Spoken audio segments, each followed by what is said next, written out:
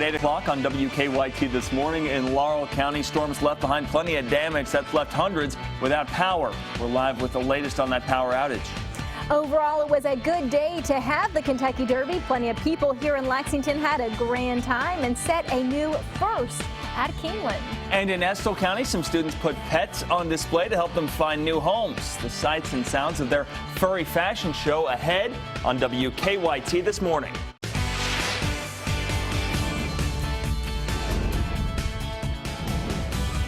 This is WKYT This Morning. Good morning. Thanks for joining us, and happy Mother's Day. I'm Sean Moody. And I'm Meredith Jones. And, you may have heard some little bit of thunders, maybe seen some lightning last night, but today I don't think it's shaping up to be quite that. Yeah, a little bit calmer today. Micah Harris is standing by with the forecast for today. Looks a little bit green out there. Yeah, a little, and we're seeing that back toward the northwest, and that's that rain moving on. And remember, today's no widespread rain, and it's definitely not what we saw yesterday afternoon and evening. But we will get a few showers, a few rumbles of thunder out of this, sliding into the northwest as we speak. Now, this front's moving northbound, okay? There's some chilly conditions in the northern zones. Otherwise, we're sitting there in the 50s and 60s, so not a bad feel.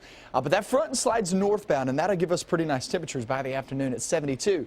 There is a rain chance today, but I'll show you, is it just morning or is it just afternoon? I'll talk all about that in your Mother's Day forecast coming up. All right, Micah, thank you. We've gotten several reports of damage overnight from storms across southern Kentucky. Yes, and we got this picture that you see here on your screen from a viewer in Rockcastle County, and she tells us a tree fell on a family member's home near Conway. WKYT's Mike Byer is at our live desk looking at storm damage in Laurel County. Good morning, Mike. Good morning, Meredith. Dozens of viewers are sending in photos of damage in Laurel County after storms ripped through the area. According to Laurel County Emergency Management, the damage is spread throughout the county. We're told downtown got some damage too. There are some trees down this morning and restaurant signs are missing, but emergency management doesn't consider the damage to be significant. I was headed to home and it was real dark, and then I seen behind the store at Circle K and it looked like a thunder cloud, and I got kind of worried, and I just parked the vehicle and I went in Circle K and I turned around and looked, and Cumberland Valley I seen 2 trees just fall. Now on the power outages, we called Jackson Energy overnight. They tell us over 600 people are without power in Laurel County. That's down from about 1,100 without power around 2 this morning. We're told they have roughly 1,600 people total without power still. Here's what Jackson Energy's power outage map looks like.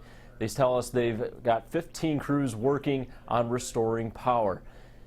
Now they're hoping to have power restored sometime today. Jackson Energy says they kept crews out overnight to fix power issues. At the live desk, Mike Byer, WKYT.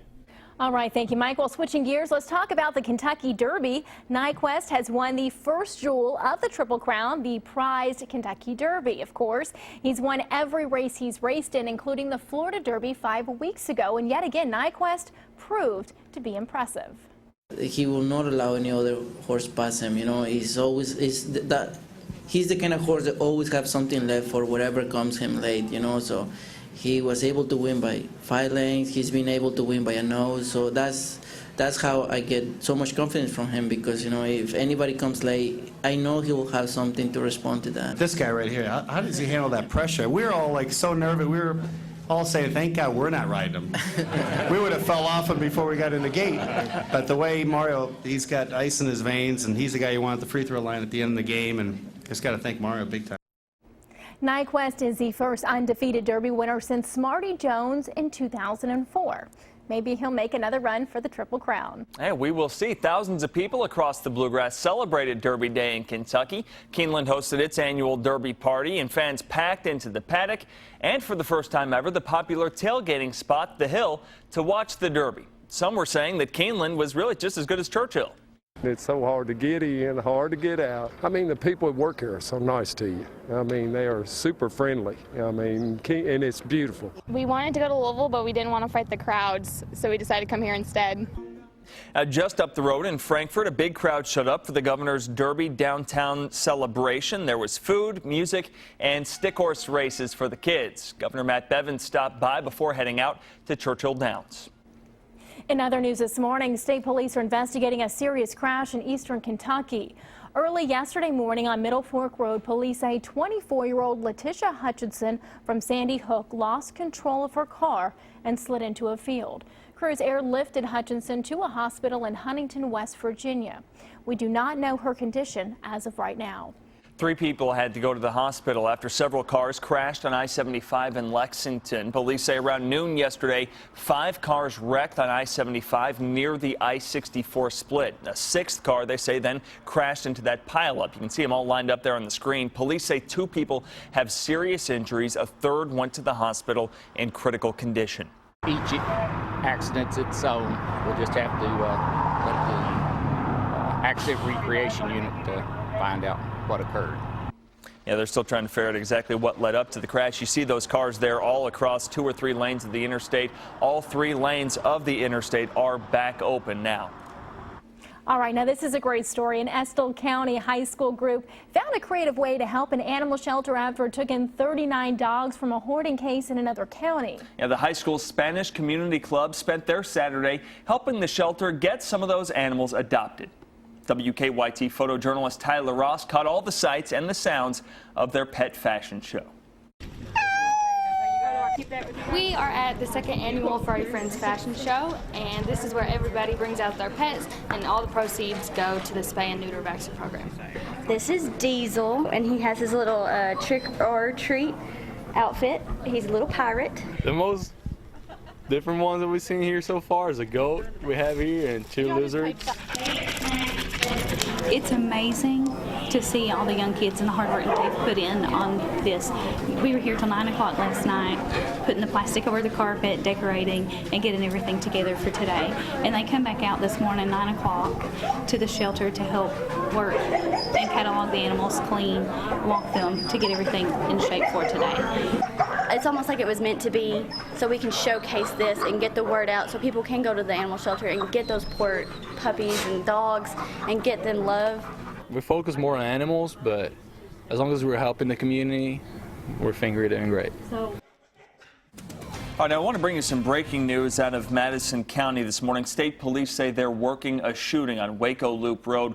We're told 1 person has been taken to UK hospital with a gunshot wound. We don't know their condition right now. That's right. State police say they are still searching for a suspect. Now, this morning we'll continue to gather information and bring you the latest here on WKYT.com. Yeah, now WKYT this morning is just getting started. It's 8:07 on your Sunday morning.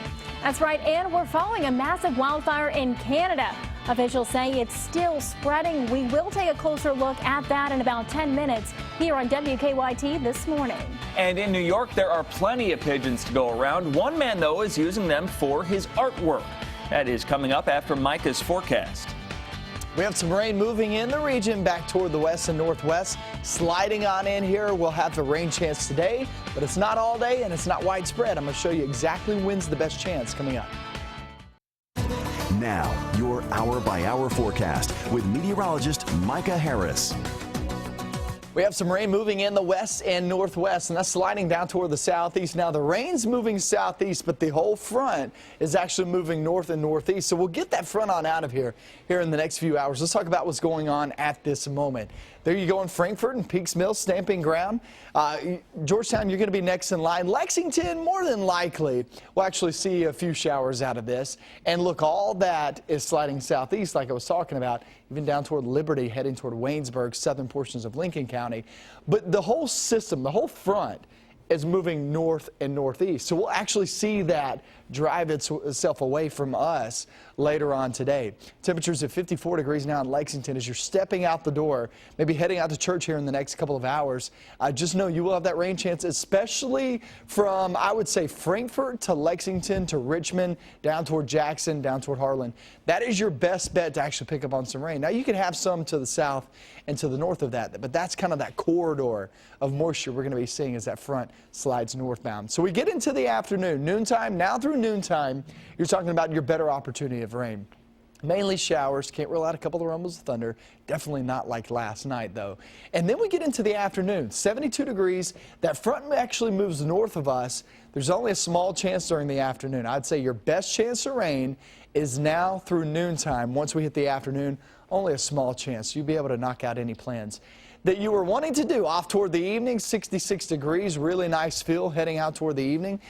Moms, any plans you have going on as we head throughout your work week, it looks like, today actually looks like the afternoon is probably your best bet to actually do that. Warmer air does move on in, but you know what? That stormy setup will slide on in too. Severe weather threat, I really don't see it big time the next several days. I would say if there is a threat, it would be on Tuesday, and absolutely no widespread severe weather is expected. But nonetheless, you're getting storms in here. You're getting temperatures upper 70s, lower 80s, and that will be plenty enough ingredients to actually get some of these storms to turn severe. So that's something to watch as we slide into our next week. But guys, we're going to be looking at that chance of rain today. Like I said, now through about noontime is probably your best bet to actually see some of that rain. And then once we hit noon to the afternoon, then we'll see that front extend northbound, and that'll take the rain along with it. So actually, afternoon doesn't look that bad, and there's only a small chance of rain during that time. That's an active weather period that we're going to have next week. It's just one shower thunderstorm after another. Now, some of us have not picked up much rain out of this, but some of us, 4 to 6 inches of rain past several days. So if you've been in that corridor of one thunderstorm after another, you're saying, just give me a break from the rain. Just for a day or two. That would be nice. But yeah, it looks like we're going to have it next week. I haven't had to water the plants yet. Yeah, you actually just grab your ferns and your plants, you just stick them out on your patio or out on your sidewalk, and it's perfect. Free water. Mother Nature will take care of it. There you go. All right. Thank you, Micah. Well, this summer, New Yorkers will get to witness a unique light display, but it's put on by pigeons. Yeah, 2,000 pigeons equipped with LED lights will light up the Brooklyn sky as part of the Fly by Night performance. One man has spent 10 months training the pigeons in that show. Artist Duke Riley says pigeons are often the focus of his work. All right, now switching gears to Mother's Day nationwide. Of course, we all are celebrating moms today. So if you need an idea on where to take mom this morning, treat her to breakfast. Crank and Boom Craft Ice Cream is having a Mother's Day waffle brunch this morning from 10 until 2. Now they're serving up waffles and, of course, ice cream. You can show mom how sweet she is. Waffles and ice cream, that sounds awesome. Or you could take mom on a train ride through the Bluegrass to look at horse and tobacco farms. The Bluegrass Scenic Railroad is offering a special today just for moms. Her ticket is half price. You can find more information on their website. You got the address right there at the bottom of the screen. Oh, some great options. Yeah. All right, well, when WKYT returns this morning, we are following a massive wildfire in Canada. Officials say it's still spreading. We'll take a closer look coming up on WKYT this morning. And Tuesday night's Mega Millions jackpot is $150 million, and Wednesday night's Powerball jackpot is $40 million. Keep up with the latest news on WKYT.com. Join the conversation on Twitter and become a part of the WKYT Facebook family. Welcome back to WKYT this morning. It's 8:18 now on your Sunday. Here's an update on our top stories. Someone in New Jersey is now a multimillionaire. The one ticket won $429 million Powerball prize. Now, it's one of the single biggest winning tickets ever. Now, in case you want to double check your ticket at home, the winning numbers are 5, 25, 26, 44, 66, and 9. You probably heard some rumbles of thunder last night. There were reports of damage in Laurel County after storms went through that area. According to Laurel County Emergency Management, that damage is spread throughout the county. We called Jackson Energy overnight. They're hoping to have power restored sometime today. Officials in Alberta say a massive wildfire burning in the western Canadian province is expected to grow in the northeastern sector. Yes, more than 80,000 people have fled Fort McMurray, where the fire has burned 1,600 buildings. Ben Tracy reports from Canada. There are times when you can't tell if it's a fire or a volcano that just erupted. Giant stacks of smoke and flames reach for the sky, tearing through the drought-ravaged Canadian forest. Alberta wildfire manager Chad Morrison. We still expect this fire to more than double in size because of the high temperatures, strong winds, low humidities. The good news is it still continues to move away from the community and oil sands facilities to the northeast. With no significant rain in the forecast, this fire is nearly impossible to contain. Fire Captain Adam Bugden has been on the front lines. Met more heroes in this experience than I've ever thought existed. The winds are now blowing the fire away from some of the towns that were in its path. That could save what is left of Fort McMurray. Much of it looks like a bomb went off. Police say they discovered a family of 5 who had not evacuated and were thankfully not injured. One homeowner who monitors his security cameras on his iPhone watched as flames devoured everything in his living room in less than 2 minutes. The town itself is a ghost town. Brian Jean represents Fort McMurray in the Canadian Assembly. His house was burned to the ground earlier this week, and he says residents will not be returning home anytime soon. Services such as water, gas, and electricity. In some parts of town it doesn't exist. In other parts the pipes have collapsed. So we'll take some crews some period of time to get things under control. Tens of thousands of people who fled Fort McMurray when fire ravaged the town are now filling evacuation centers throughout Alberta. I'm just hoping we're going to have something to go back to. Sadie Siren came here with her 2 daughters and granddaughter Nora. What have the last couple of days been like? It's been good because we're all together, but stressful because there's so many of us there. More than 2,000 people have already registered here at this evacuation center, and many more are on their way. That's because 25,000 people initially fled north of Fort McMurray, and they are now heading south. The question so many of these people have is, when will they be able to go home, and what exactly are they going home to? Ben Tracy, CBS News, Alberta, Canada. Yeah, tough to see that. It is very sad, and just hope that the firefighters stay safe and get it under control. Yeah, absolutely. 8:21 now on your Sunday morning, and there's still more to come. That's right. Like sports, stay with us. Nyquist lived up to his billings as the favorite headed into the Kentucky Derby. Now it's on to the Preakness, and the UK baseball team got a big win over the second-ranked team in the country. Those highlights are next in sports.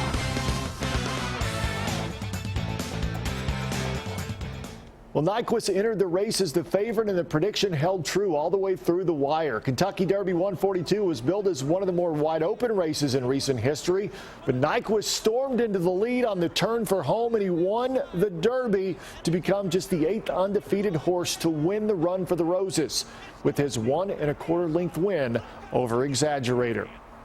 I get the confidence from Nyquist. I was able to work him since he got to the track, so I know him a lot, and I trust him, and then I believe he trusts me as well.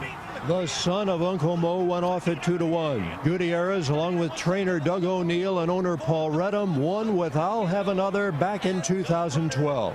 You know, I think as I've gotten longer in the tooth, I've realized that a really good horse, you could train him like 100 different ways. And as long as you surround him with people that serve them right and take good care of them, it's hard to really screw him up. So congratulations to Nyquist and his connections. It's on to the Preakness now, where the second leg of the Triple Crown awaits. Meanwhile, UK baseball looking to bounce back in Game 2 against South Carolina last night and avoid a 5th straight series loss. No easy task against the second-ranked team in the country. Scoreless in the second with 1 aboard for Dorian Hairston. And that's a single through the right side. That'll score Luke Becker. 1-0 Wildcats. Same inning. Cole Cottom now places a ball into the outfield. And watch this. Right in between 2 Gamecocks. I got it. No, you got it. No, nobody's got it. 2 more Wildcats come in to score. The Cats are cooking, up 3-0. Move to the 7th inning now, 4-0. Tristan Pompey, have a day. He's swinging for the parking lot. That one's going to leave a mark. Wildcats would never look back from there, and Dustin Beggs pitches Kentucky to a series evening win, a complete game 6-0 shutout. Final game of that series is coming up later today at 3 o'clock, and the UK softball team takes on Mississippi State at 1 o'clock. That'll do it for your morning sports. Have a great day. Now at 8:30 this morning on WKYT in Laurel County, storms left behind plenty of damage, leaving hundreds without power. We're live with the latest. And Lexington police say one man had to go to the hospital after a shooting, but they're still trying to figure out exactly what happened. That story's ahead. And it looks like the race for the White House is turning into a fight. We'll look at how the 2 party frontrunners are ramping up their attacks against each other. That's ahead on WKYT this morning.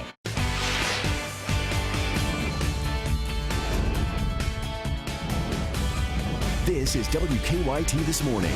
Good morning and happy Mother's Day to all the mothers out there. I'm Meredith Jones. Thanks for joining us. I'm Sean Moody. Hopefully be a good Mother's Day out there for everybody. It will. Not too bad. I don't know. There's only one way to find out. Let's go ahead and check in with meteorologist Micah Harris. What do you got for us? Well, I could be the bearer of bad news or the bearer of good news. Kind of depends on the way you look at this, okay? So we have the rain moving on in. Yeah, that's not great news as you're trying to get out the door early this morning. But this is sliding anywhere from, I would say, Danville is going to be next in line, Richmond, Lexington. Also work your way back toward Winchester.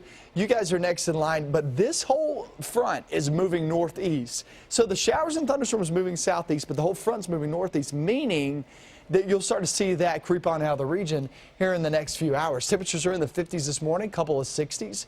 It's not a bad feel. It's 72 by the afternoon. The best chance of rain comes through the next few hours. I'm going to break that down for you, and I'm going to show you when you actually have some dry slots, which you'll have plenty of that, and I'll have that coming up in a few minutes. Micah, thank you. We've got some breaking news out of Madison County that we want to pass along to you. State police there say they're working a shooting on Waco Loop Road. We're told one person was taken to UK Hospital with a gunshot wound. We don't know their condition right now. State police say they are still searching for a suspect. Now, we'll continue to gather information and bring you the latest here and on our website, WKYT.com. You probably heard some rumbles of thunder, saw some lightning last night. We've gotten several reports of damage overnight from storms across southern Kentucky. And we got this picture. Take a look at this. It's from a viewer in Rockcastle County. Now, she says a tree fell onto a family member's home near Conway. WKYT's Mike Byer is at our live desk this morning looking at the storm damage in Laurel County. Good morning, Mike. Good morning, Meredith. Dozens of viewers are sending in photos of damage in Laurel County after storms ripped through the area. According to Laurel County Emergency Management, the damage is spread throughout the county. We're told downtown got some damage as well. Now there are some trees down this morning and restaurant signs are missing, but Emergency Management doesn't consider the damage to be significant. Now on the power outages, we recently called Jackson Energy. They tell us around 600 people are without power in Laurel County. That's down from about 1,100 without power around 2 this morning. We're told they have roughly 1,600 people total without power still. Here's what Jackson Energy's power outage map looks like. They tell us they've got 15 crews working on restoring power. Jackson Energy is hoping to have power restored sometime today. They say they kept crews out overnight to fix power issues. At the live desk, Mike Byer, WKYT. Mike, thank you. Now, before those storms rolled through yesterday, it was a big day across Kentucky. Nyquist won the first jewel of the Triple Crown, the Kentucky Derby. He's won every race he's run in, including the Florida Derby 5 weeks ago, and of course now the much bigger Derby here in the Bluegrass. Nyquist is the first undefeated Derby winner since Smarty Jones back in 2004. And speaking about the Derby, thousands across the Bluegrass celebrated Derby Day here in Kentucky. Now, Keeneland hosted its annual Derby party. Fans packed the paddock and for the first time ever, the popular tailgating spot, The Hill, to watch the Derby. Now, some tell us Keeneland is just as good as Church Hill. Hillary Clinton and Donald Trump are ramping up their attacks in what appears to be a test run of a November matchup. Brooke Silver-Braga has more from New York. At a rally in Washington state Saturday, Donald Trump denounced fellow Republicans who have backed out of their agreement to support whoever wins the nomination. Jeb Bush is not an honorable person. Lindsey Graham is not an honorable person. Because when you sign a pledge, that's supposed to mean something, right? They aren't alone. Reluctant Republican leaders include House Speaker Paul Ryan, who said Thursday he's not ready to support the presumptive nominee. Otherwise called their presumptuous nominee. Hillary Clinton took her own shots at Trump at a California rally Friday night. And then, of course, he doesn't think much of equal pay for women because, of course, he doesn't think much of women, it turns out. Trump said Clinton has a worse record with women. She's married to a man who was the worst abuser of women in the history of politics. And some of those women were destroyed not by him, but by the way that Hillary Clinton treated them after everything went down. Clinton leads Trump by 13 points in the latest head-to-head poll, and some Republicans are looking for another option. Mitt Romney was asked to launch an independent campaign. The former GOP candidate said he doesn't want to run. Brooke Silver-Braga for CBS News, New York. And of course, we're moving closer to that May 17th primary. New this morning, we've learned that Hillary Clinton will be in Lexington on Tuesday. Well, Lexington police say one man had to go to the hospital after a shooting. Police found a man with a gunshot wound near Ohio and 5th Streets yesterday afternoon. They say someone shot him in his right hand. Police tell us the victim was not cooperating with them. However, they're still trying to get information. She's been an icon in Rupp Arena for decades. Now Big Bertha is in her final hours at Rupp Arena. The iconic sound system in the center of Rupp will be used for the very last time at UK's graduation ceremonies today. Tomorrow that system will come down in preparation to put in a new scoreboard. Crews will put in that new sound system by the start of UK's 2017-2018 season. Those renovations are part of a $15 million technology upgrade. Just think about all the games that sound system has been there for. A lot of memories, a lot of history, but I bet this new one, I mean, you're going to probably be able to hear a pin drop no matter where you're at. Cool. Yeah, it's going to be cool. All right, well, it's 8:36 coming up on WKYT this morning. You're never too old to be young. On this graduation day, one Tennessee woman finally has her master's degree. Her story is still ahead. We have some rain moving in early this morning, but I will tell you this, it's not going to rain all day. We will get a big break, and I'll show you when you can expect that coming up next. Now, your hour-by-hour forecast with meteorologist Micah Harris.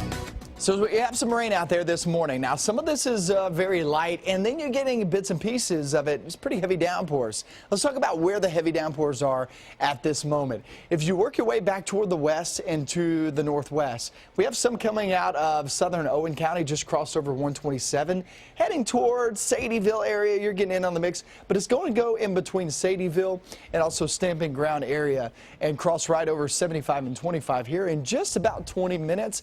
Then another one coming out of Spencer County, sliding down toward the southeast. Here's 62 that actually parallels Bluegrass Parkway for just a bit. And the Chaplin area, the Chaplin community, and far west and southwestern portions of Anderson County, that's where that's going to roll right over. And that's some pretty heavy downpours, too, coming out of Spencer County. More than likely, Lawrenceburg, you're going to miss out on this, and this will actually head back towards Salvisa and Harrodsburg here in just about 30 minutes or so. So that's where the heaviest downpours are at this moment and where they're going. But for the most part, it's just some light rain. Temperatures are there in the 50s and 60s. The warm front's going to be extending northbound. And once it ushers its way, once it moves its way north, we actually kind of push most of the rain on out of here later on. So there is a rain chance for Mother's Day, but it's a really nice feel at 72 degrees.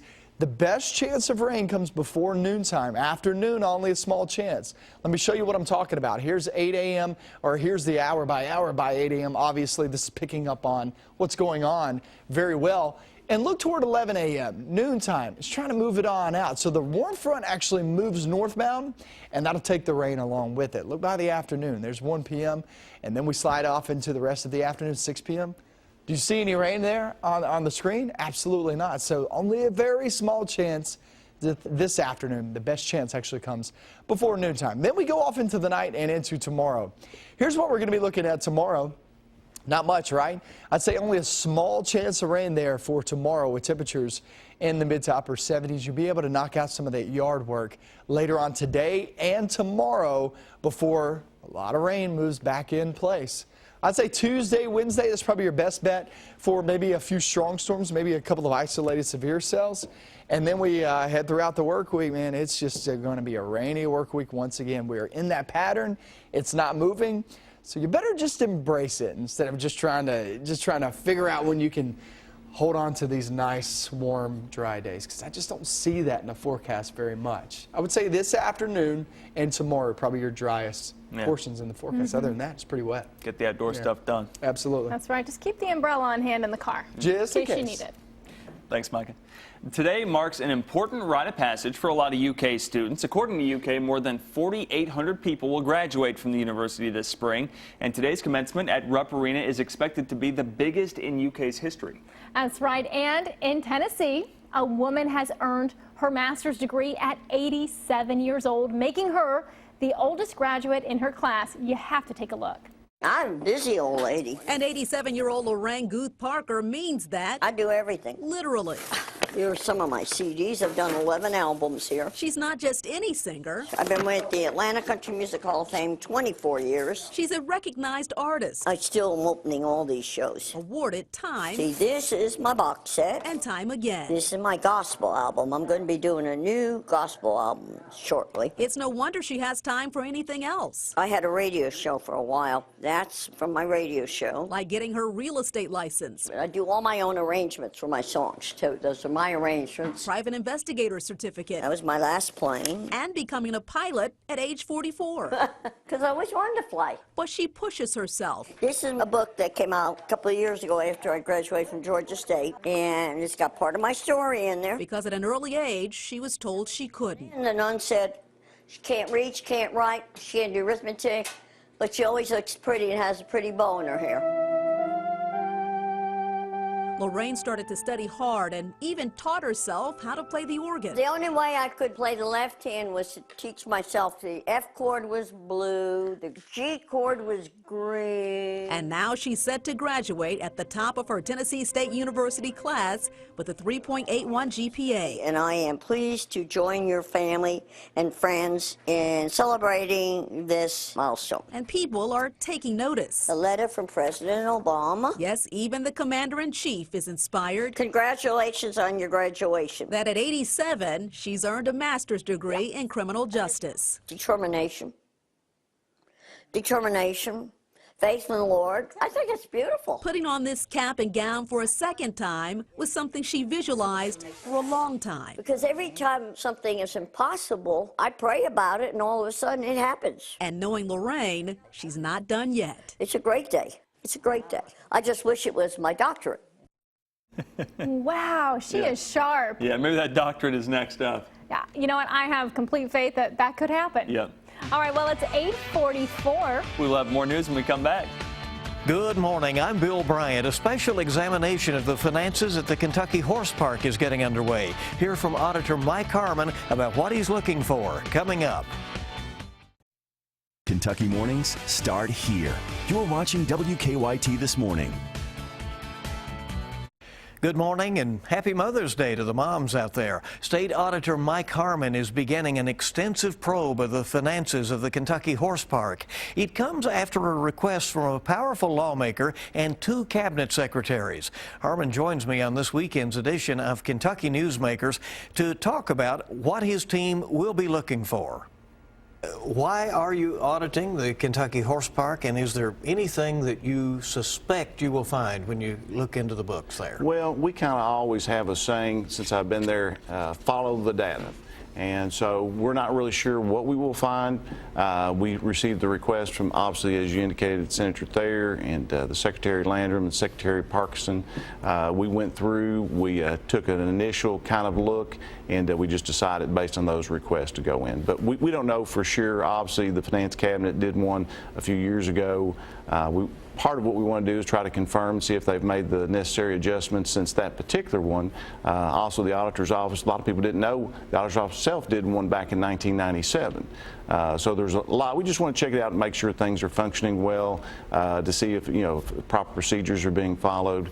And so we'll just take a hard look at it. Can we assume from your initial examination that obviously you thought there was enough to want to take a closer look? Yeah, I mean, we believe that we need to take a look. I mean, we don't know for sure whether or not we'll find anything. A lot of times, like I said, we do those service reviews. We found a little bit of information that we think just needs to take a harder look, but we just don't know until we get in there and look at the data. How do auditors go about deciding what is and is not proper spending or allocation of the taxpayers' resources? Sure. From that standpoint, obviously, we look specifically at the laws on the book, procurement codes, what is required and what is not required, and we just make that comparison. Now, this particular we call it an audit, but this particular one will actually be more of what we would call a special examination. It's not specifically a finance audit, what we would consider to be a finance audit like what we do when we go into counties. Jamie Link, who's been the executive director out there, says he welcomes this. Exactly. He wants you to take a look at it. Is it helpful when there is cooperation cooperation among those who are in charge of Oh, extremely helpful. I mean, from a standpoint of when we went back in for the University of Louisville Foundation, it was very helpful that they actually requested, in addition to our concerns, they requested we go in there, and it's the same thing with this. If you have a willing participant, it makes it much easier to ask those questions and to make sure that we get the correct answers. Are there times when you just come with some recommendations to how things might be done better, or how you might have tighter controls over taxpayers' money? Oh, definitely. If you go back and look at the 1997 audit, they made some recommendations about some adjustments in fees and how they do contracts, how they manage their expenses, because they weren't really sure things were going in and out. So it's important for us in those particular cases, in a special examination, sometimes we will make recommendations along that line. What is your time frame at the horse park? Well, until we get in there, we don't really know. Obviously, we've kicked it off. We want to get in and gather the information as quickly as possible. Personally, I would like to get it wrapped up within 4 to 5 months, but we don't really know until we get in there and start looking at the initial data. Now, we also touch on other audits and talk about whether Harmon thinks Kentucky taxpayers' money is generally well spent. And we talk with a man who's been to every Kentucky Derby since 1948. Kentucky Newsmakers repeats at 10 this morning on the CW Lexington. Set your DVR or catch it then. Certainly hope you have a great week ahead. I'm Bill Bryant. We'll be back with more on WKYT.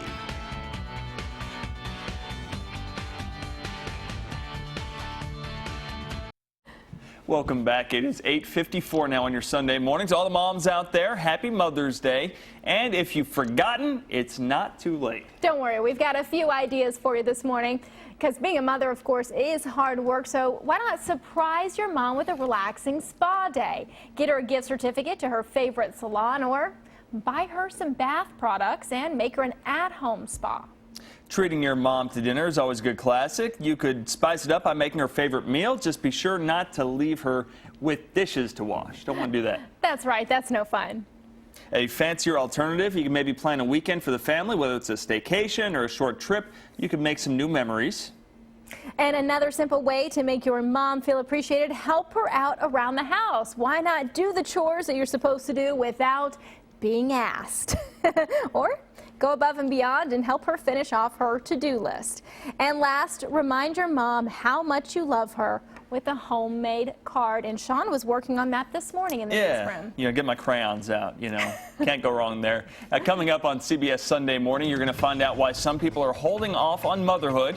Then you'll talk to mom star Allison Janney and catch up with Keith Urban. That's all coming up on Sunday Morning right here on WKYT from 9 to 10:30. Well, it looks like we're going to be seeing a couple of showers, a couple of rumbles of thunder today, especially before noontime. Let me take you hour by hour, okay? So here's 9 a.m. as we come up on the 9 a.m. hour. That front continues to move east and northeast. By 11 noon, I mean, look at that. It's kind of moved on out of here. So I'd say now through noontime is probably your best bet of actually seeing some rain. Afternoon, only a small chance. And not just that, you're talking about really nice temperatures, upper 60s, lower 70s. Look at that across the region. 66 Covington, which isn't bad, but look at Monticello down south. 78 degrees there in Wayne County. So the rest of the day, guys, now through noontime, now through 1 p.m., that's your best bet. After that, it's more of we're going to be seeing those temperatures there in the lower 70s. So then we take our way off towards your Monday. Now, Monday doesn't look all that bad.